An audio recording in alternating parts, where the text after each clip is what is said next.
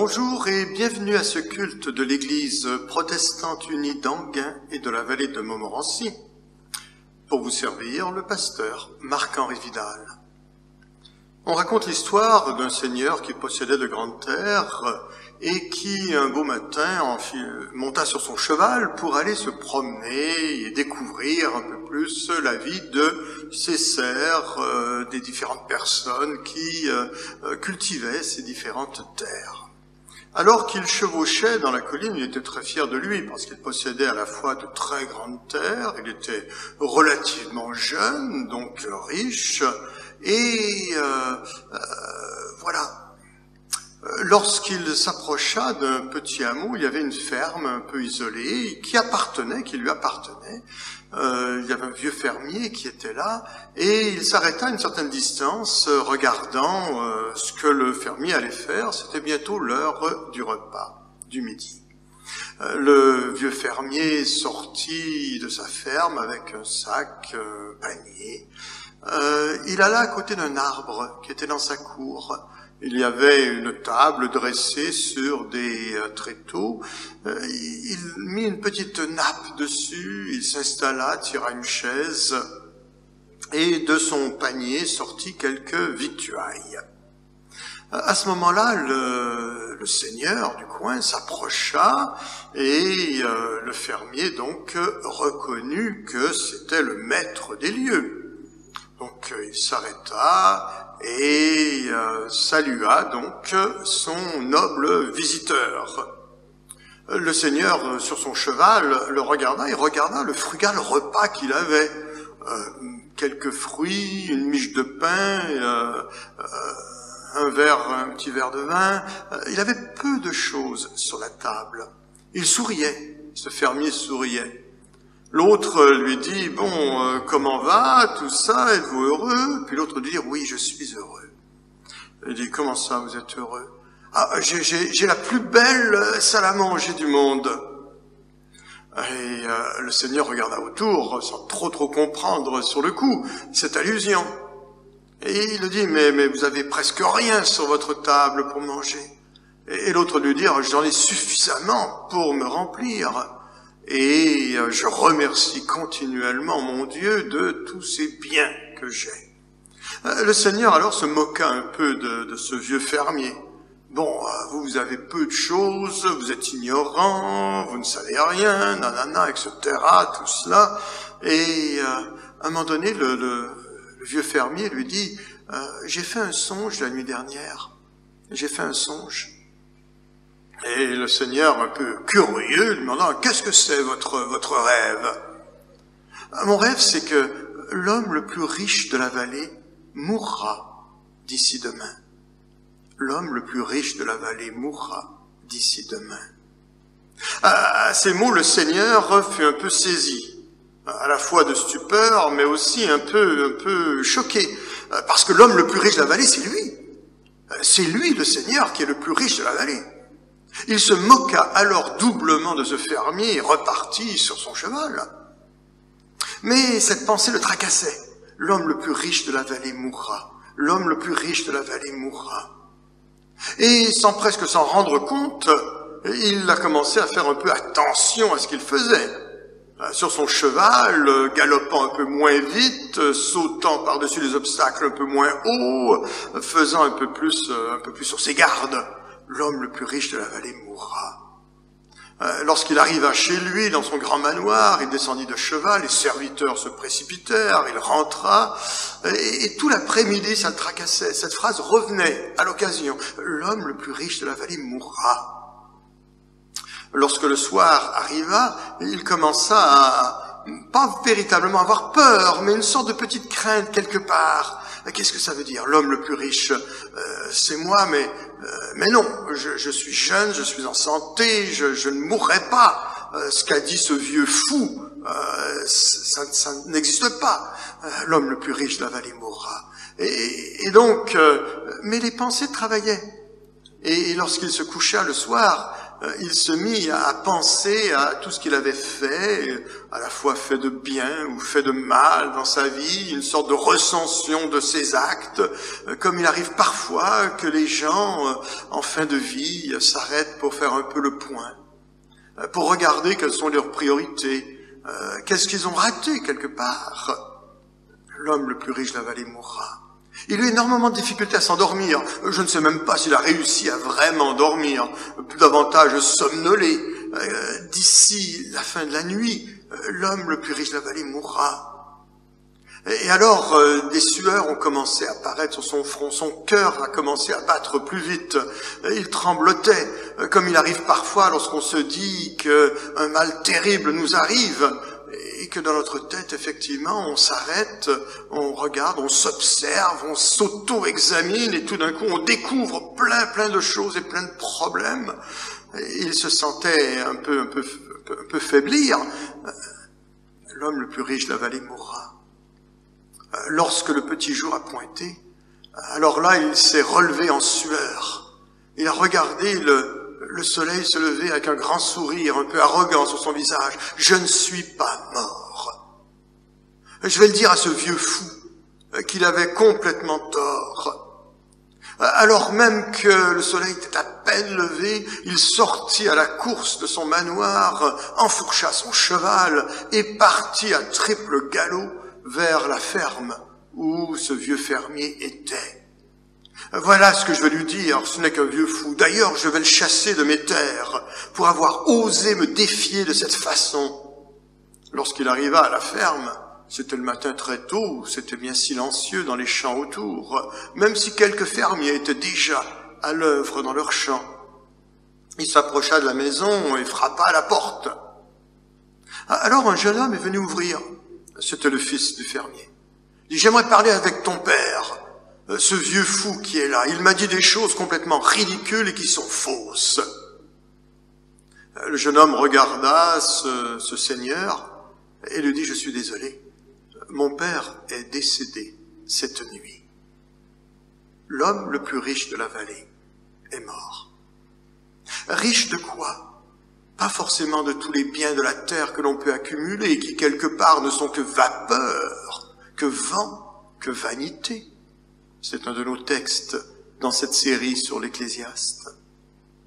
Non, d'une richesse qui est faite de choses qui durent, de choses qui ne peuvent rouiller ni se détruire, de choses qui restent, d'une appréciation de la vie, de la nature, de la création.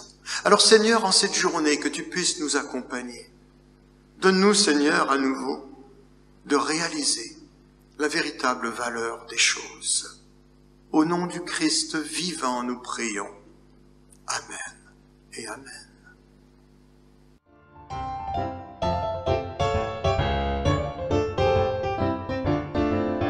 Seigneur, seul est ma lumière, ma délivrance et mon appui. Le Seigneur seul est ma lumière, ma délivrance et mon appui. Qu'aurais-je à craindre sur la terre, puisque ma force est toute en lui. Le Seigneur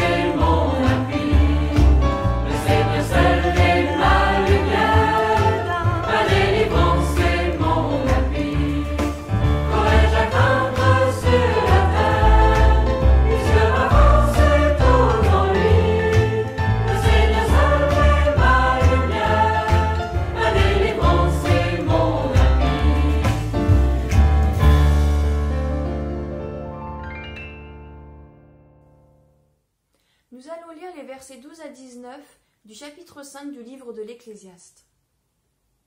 Le sommeil du travailleur est doux, qu'il ait peu ou beaucoup à manger, mais le rassasiement du riche ne le laisse pas dormir.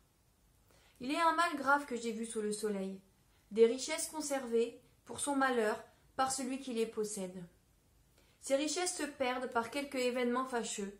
Il a engendré un fils, et il ne reste rien entre ses mains.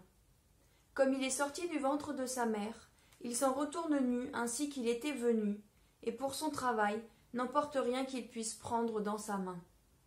C'est encore là un mal grave. Il s'en va comme il était venu, et quel avantage lui revient-il d'avoir travaillé pour du vent? De plus, toute sa vie il mange dans les ténèbres, et il a beaucoup de chagrin, de maux et d'irritation. Voici ce que j'ai vu. C'est pour l'homme une chose bonne et belle de manger et de boire, et de jouir du bien-être au milieu de tout le travail qu'il fait sous le soleil, pendant le nombre des jours de vie que Dieu lui a donnés, car c'est là sa part. Mais si Dieu a donné à un homme des richesses et des biens, s'il l'a rendu maître d'en manger, d'en prendre sa part, et de se réjouir au milieu de son travail, c'est là un don de Dieu. Nous avons entendu ce chant, « Le Seigneur seul est ma lumière », le psaume 27, sur un rythme assez dynamique. Et merci également à Véronique de nous avoir fait la lecture au chapitre 5, les versets 12 à 19 du livre de l'Ecclésiaste.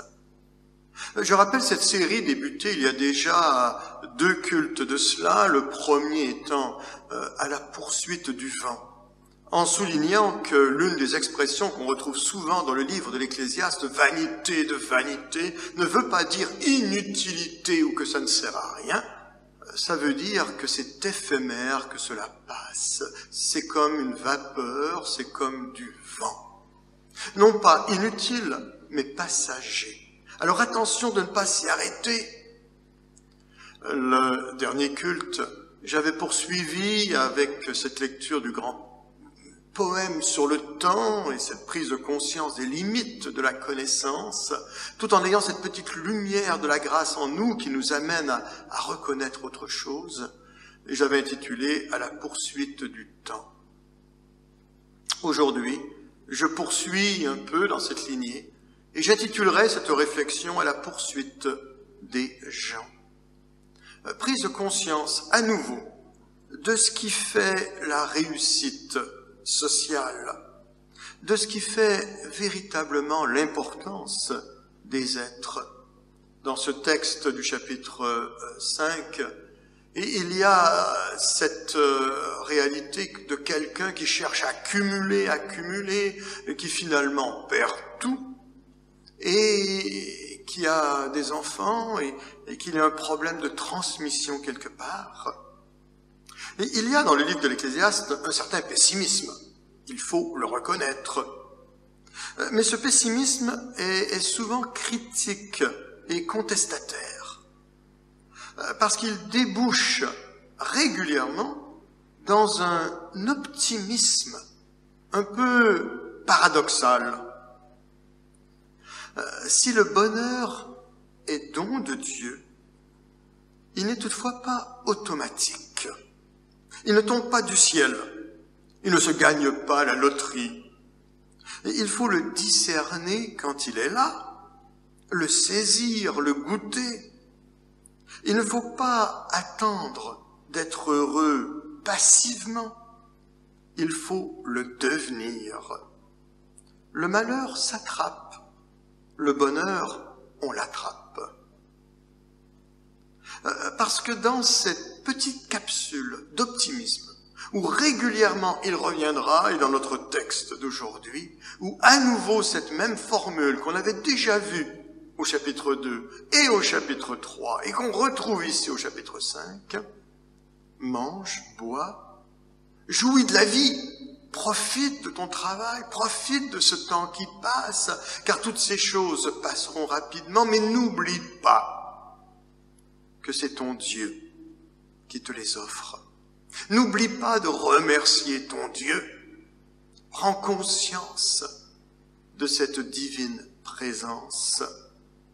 Voilà Et voilà où se situe quelque part une certaine sagesse, que j'appellerais la sagesse d'une certaine réussite sociale, c'est-à-dire que les gens écoutent avec attention et avec plaisir. Tous nos rapports humains reposent sur des rapports de pouvoir. Il y a différentes formes de pouvoir. Il y a le pouvoir légal. C'est le titre que l'on a. C'est le nom qu'on peut porter. Ce pouvoir légal, s'il ne se limite qu'à un titre, il est peu de choses. Parfois même, au niveau familial, nous le dirons. Tu dois m'écouter parce que je suis ton père. Comme si le simple fait d'être le père donnait automatiquement un pouvoir particulier, une image particulière. Oui, bien sûr, ça reste encore dans certains milieux, dans certaines cultures, mais en fonction de deux autres critères que très souvent le pouvoir légal va utiliser. Ce qu'on appelle le pouvoir de récompense, c'est-à-dire la capacité de pouvoir offrir quelque chose à l'autre, quelque chose qui compte pour lui, afin qu'il puisse t'écouter, t'obéir, accomplir ce que tu veux qu'il accomplisse. Ça devient parfois une sorte de chantage. Dans le milieu familial, reprenons à nouveau cette image, nous l'utilisons régulièrement avec les enfants. Si tu fais ceci, bien, je vais te donner cela.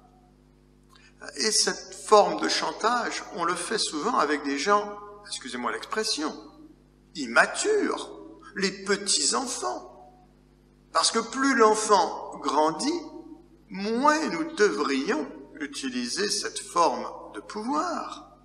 Mais elle reste là, bien sociale également, dans les entreprises, dans les compagnies, où est-ce qu'il y a des promotions et des récompenses qui sont liées à cela. Et c'est un peu normal dans le système purement humain.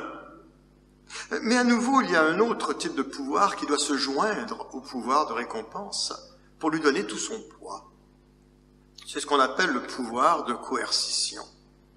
La capacité d'infliger une punition, un manque, qui compte pour la personne en question, afin de le motiver à accomplir ou à cesser de faire des choses.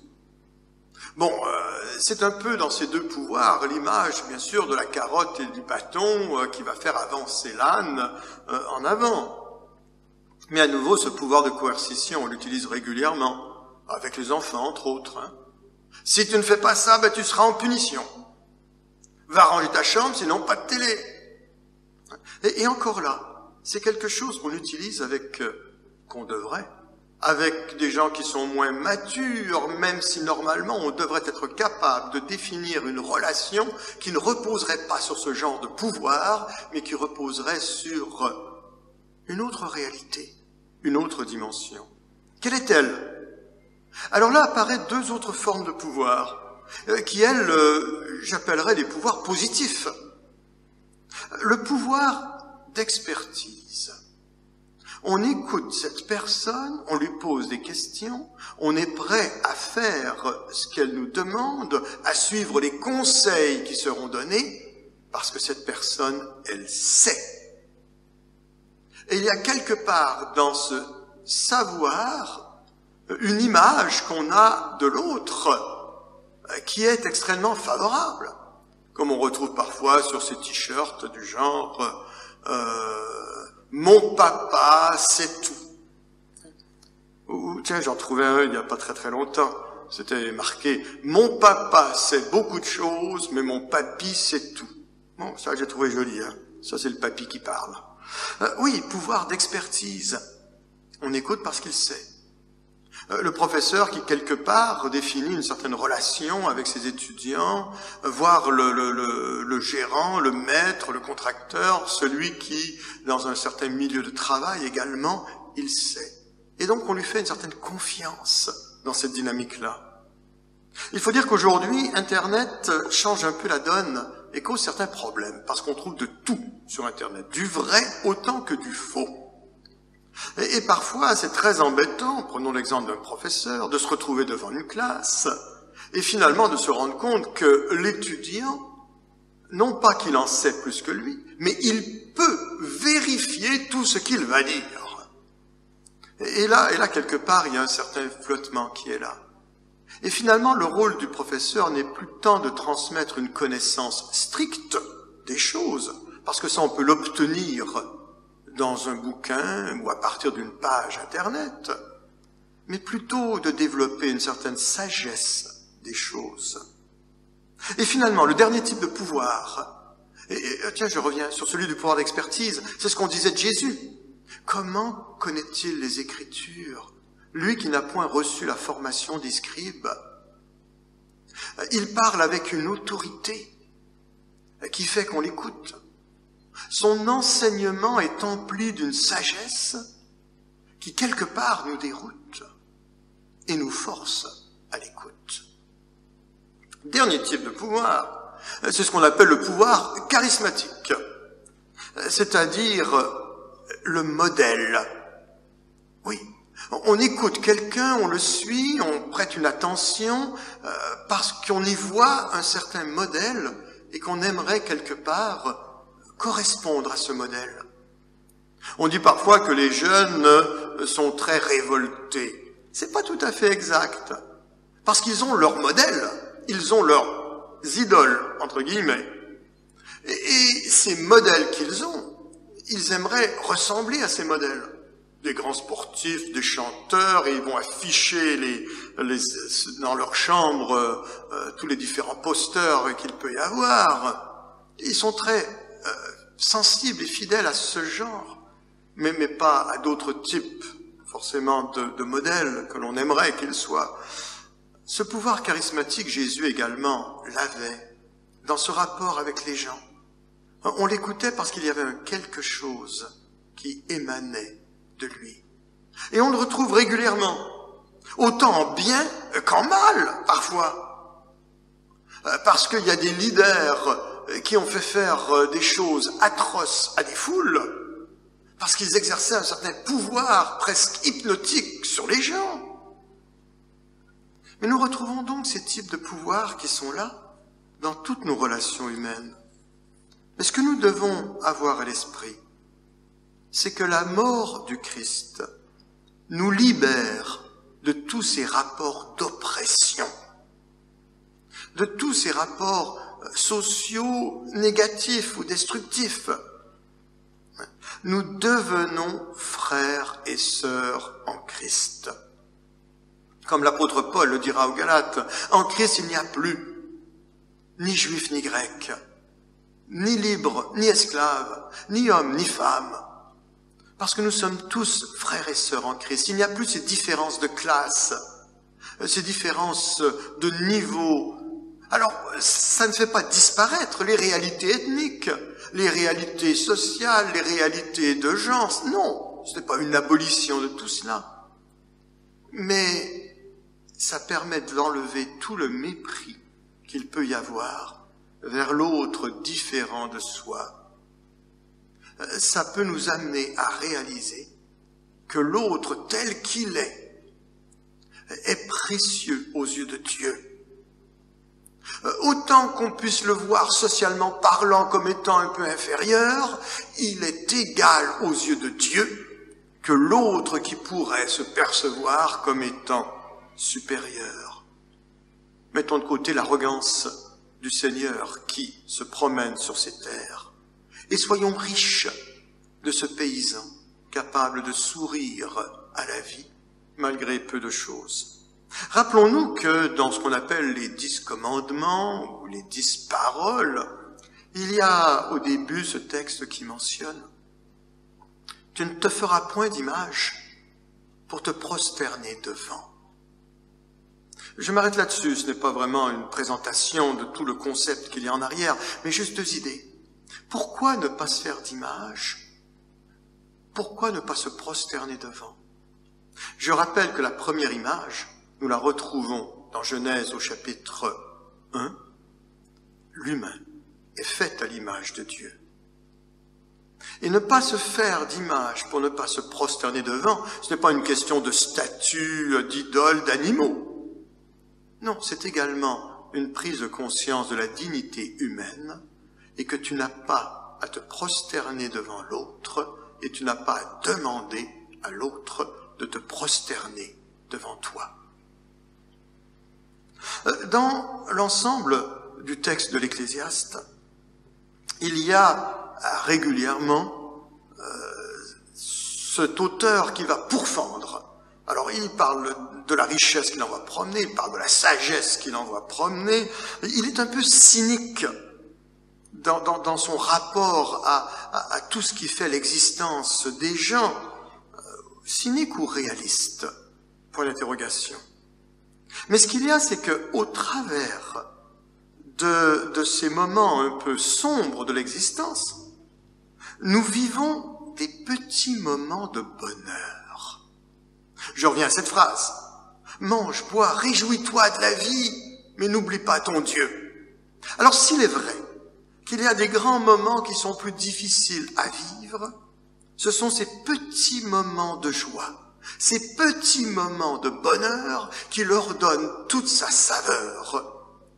Je me rappelle, lorsque j'étais, il y a quelque temps, à l'hôpital, dans une des brochures, lorsque on suivait des programmes de rééducation cardiovasculaire, la mention suivante, plus vous faites attention, on parle d'exercice, de nourriture, et plus vous pourrez vous permettre des écarts.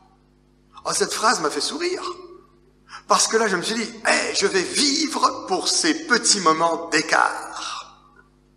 Oui, c'est ces petits moments de joie, ces petits moments de bonheur, ces petits moments de dépassement qui donnent à la vie toute sa saveur.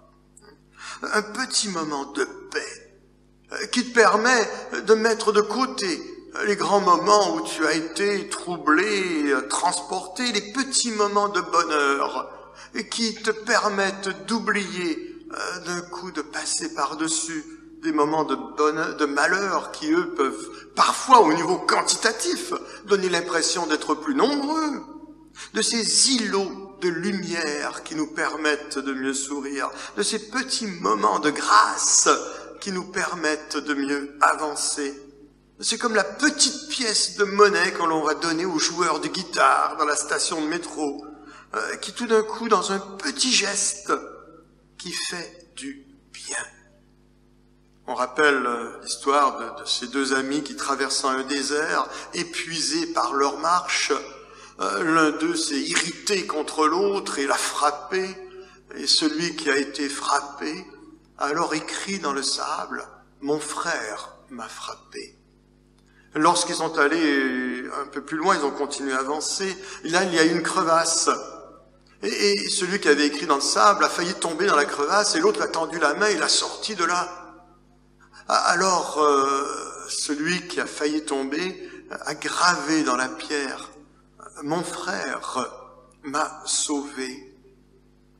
Et l'autre lui a posé la question « Pourquoi est-ce que tu as gravé dans le sable, tu as écrit dans le sable « Mon frère m'a frappé » et pourquoi est-ce que tu graves dans le roc « Mon frère m'a sauvé » Sa réponse, les moments durs, les moments de malheur, il faut les écrire dans le sable où le vent va souffler, le vent de l'esprit, le vent du renouveau, vapeur qui passe et qui efface par le fait même. Alors que les moments de joie, les moments de bonheur, les moments qui sont bons, qui sont beaux, faut les graver dans le roc, là où ils restent encore et encore. Et que le Seigneur nous aide à pouvoir vivre de ces petits moments de bonheur, même s'il y a parfois de ces moments difficiles ou de ces déserts à traverser.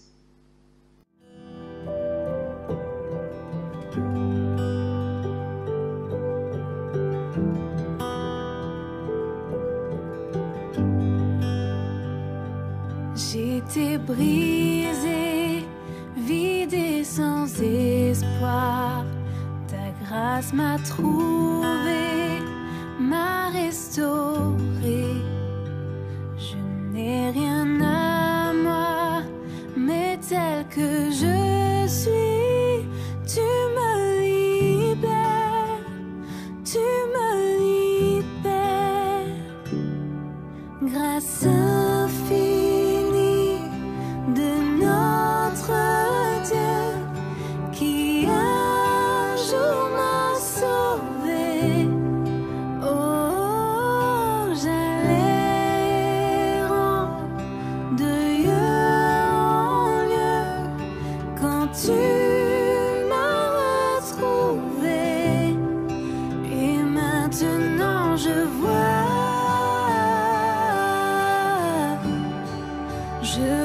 l'amour, la grâce dans tes yeux, donnant ta vie pour moi,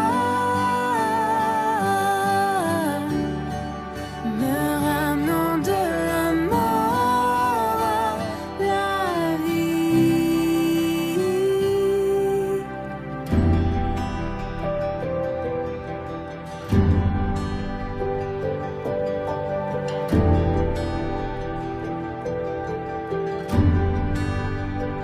Tu prends nos échecs, tu prends nos faiblesses, tu places ton trésor dans des vases d'argile.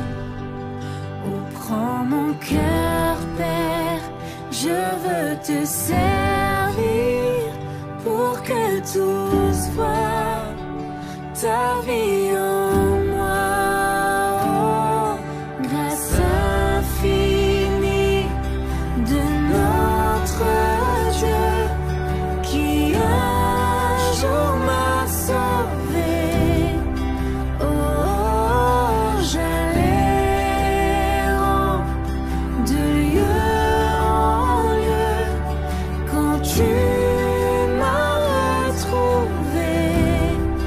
Et maintenant je vois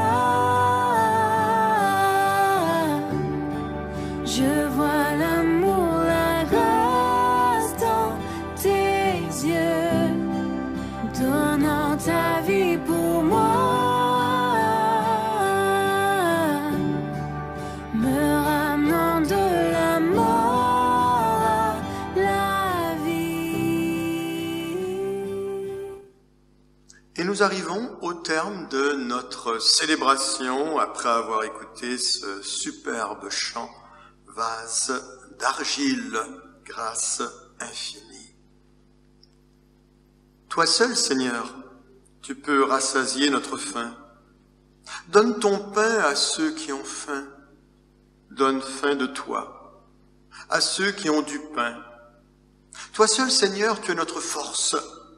Alors donne ta force à ceux qui sont faibles, mais donne l'humilité à ceux qui se croient forts.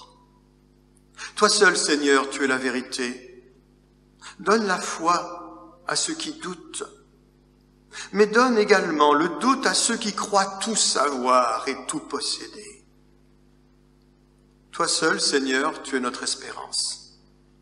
Donne confiance à ceux qui ont peur et donne ta crainte à ceux qui ne font confiance qu'en eux-mêmes. Toi seul, Seigneur, tu peux combler notre amour. Donne ta lumière à ceux qui te cherchent.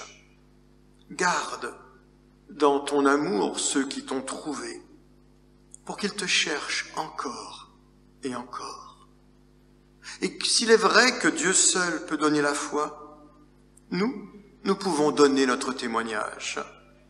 Que si Dieu seul peut donner l'espérance, nous pouvons rendre confiance à nos frères et sœurs. Que si Dieu seul peut donner l'amour, nous pouvons apprendre avec les autres à mieux aimer. Et s'il est vrai que Dieu seul se suffit à lui-même, il préfère bien souvent compter sur nous. Et que le Dieu de toute grâce, celui qui est Père, Fils et Saint-Esprit, soit avec chacun d'entre nous. Allons dans la paix du Seigneur, soyons nous-mêmes artisans de paix. Recevons la bénédiction de Dieu. afin qu'en retour nous soyons nous-mêmes une source de bénédiction pour les autres autour de nous. Amen. Et bonne journée.